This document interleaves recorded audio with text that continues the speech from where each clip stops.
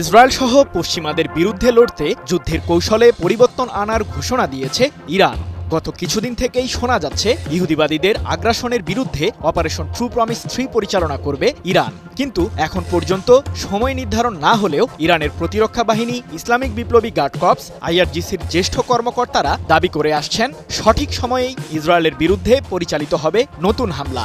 ধারণা করা হচ্ছে আগামী অক্টোবরের পরই নির্ধারিত হবে অপারেশন ট্রু প্রমিস 3-র ভবিষ্যৎ। কিন্তু এত আগেই যুদ্ধের কৌশলে কোন ধরনের পরিবর্তনের কথা ভাবছে ইরান? যুক্তরাষ্ট্রের ক্ষমতার পালাবদলে মধ্যপ্রাচ্যের রাজনীতিতে এসেছে ব্যাপক পরিবর্তন। এরই মধ্যে ফিলিস্তিনের গাজায় ইসরায়েলের আগ্রাসন বন্ধ হলেও থামেনি প্রধানমন্ত্রী বেনিয়ামিন নেতানিয়াহুর কূটচাল। ইরানকে ঘিরে ষড়যন্ত্রের ছক তৈরি করতে যুক্তরাষ্ট্র সফরে যান নেতানিয়াহু। নতুন মার্কিন প্রেসিডেন্ট ডোনাল্ড ট্রাম্পের সাথে বৈঠকে প্রস্তুত করে ফেলেন তেহরানকে দমানোর নীল নকশা। আর সে লক্ষ্যে মার্কিন প্রশাসন জারি করেছে ইরানকে ঘিরে নিষেধাজ্ঞা। এবারের লক্ষ্য ইরানের তেল রপ্তানি শূন্যের কোটায় নামিয়ে আনা। শুধু বাণিজ্যিক যুদ্ধেই শান্ত হয়নি ট্রাম্প প্রশাসন, হুমকিও দিয়েছেন ইরানের সর্বোচ্চ ধর্মীয় নেতা আয়াতুল্লাহ আলী খামেনির উদ্দেশ্যে। ইরান পারমাণবিক অস্ত্র তৈরির মূল উপাদান ইউরেনিয়ামের সর্বোচ্চ মজুদ বাড়িয়েছে এমন অভিযোগ আন্তর্জাতিক আণবিক শক্তি সংস্থা IAEA-এর।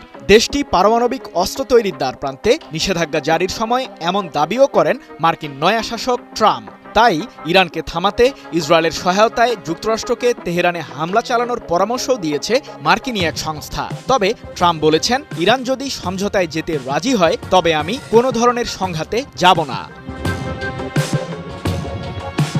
কিন্তু একরোখা খামেনি ট্রাম্পের উদ্দেশ্যে জানিয়ে দিয়েছেন, যুক্তরাষ্ট্রের অন্যায্য ম্যাক্সিমাম প্রেসার স্ট্র্যাটেজির মধ্যে নতুন মার্কিন প্রশাসনের সাথে কোনো ধরনের সমঝোতায় যাবে না ইরান।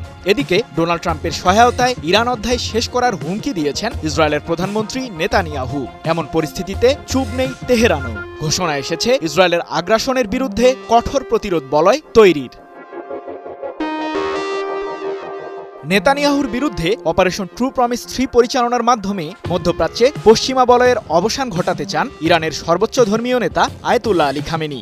তাই তো যুক্তরাষ্ট্রের নিষেধাজ্ঞাকে বৃদ্ধাঙ্গুলি দেখিয়ে নিজ দেশের বিজ্ঞানীদের সহায়তায় সামরিক ও প্রতিরক্ষা খাতে এখন বেশ শক্তি অর্জন করেছে ইরান। নতুন প্রজন্মের শাহেদ 136 কামিকাজ ড্রোন আর শাহাব 3 নামের মাঝারি পাল্লার ক্ষেপণাস্ত্রে স্বয়ংসম্পূর্ণ ইরানের সর্বোচ্চ প্রতিরক্ষা বাহিনী IRGC। এগুলো ব্যবহার করে নেতানিয়াহুর আস্তানা গুড়িয়ে দেওয়ার পরিকল্পনা করেছে ইরান। সামরিক কৌশলেও পরিবর্তন আনল দেশটি।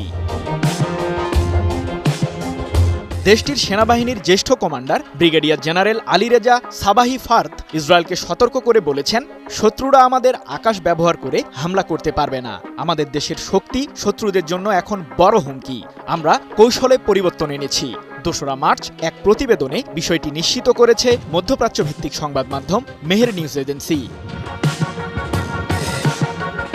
গত মাসে ইরানের দক্ষিণাঞ্চলে সেনাবাহিনীর জোলফাগার নামের যৌথ সামরিক মহড়ায় বেশ কয়েকটি প্রতিরক্ষা অস্ত্র উন্মোচন করে দেশটি, যার মধ্যে খোরদাদ বিমান প্রতিরক্ষা ব্যবস্থা এবং শত্রুপক্ষের বুকে ভয় ধরিয়ে দেওয়ার মতো আরাশ নামের নতুন ড্রোন সফলভাবে পরীক্ষা চালিয়েছে ইরান। অন্যদিকে ইরানের বিভিন্ন অঞ্চলে 3টি ভূগর্ভস্থ ক্ষেপণাস্ত্র শহরও প্রতিষ্ঠা করেছে IRGC, যেগুলোর দূরত্ব ইসরায়েলের রাজধানী তেল আবিব থেকে খুবই কাছে। ধারণা করা হচ্ছে আগামীতে নেতানিয়াহুর বিরুদ্ধে যুদ্ধে ড্রোন ও ক্ষেপণাস্ত্রের সর্বোচ্চ ব্যবহার করবে ইরান। সম্প্রতি IAEA জানিয়েছে, ইরানের কাছে ইউরেনিয়ামের এমন মজুদ রয়েছে যা দিয়ে 6টি পারমাণবিক বোমা নিমিষেই তৈরি করতে পারবে দেশটি। যুদ্ধের মাঠে কৌশলের অংশ হিসেবে ড্রোন ও ক্ষেপণাস্ত্র ব্যবহারের পাশাপাশি পরমাণু অস্ত্র ব্যবহারের শঙ্কা জানিয়েছেন বিশ্লেষকরা। সৃজন মাহমুদ, নিউজ 24।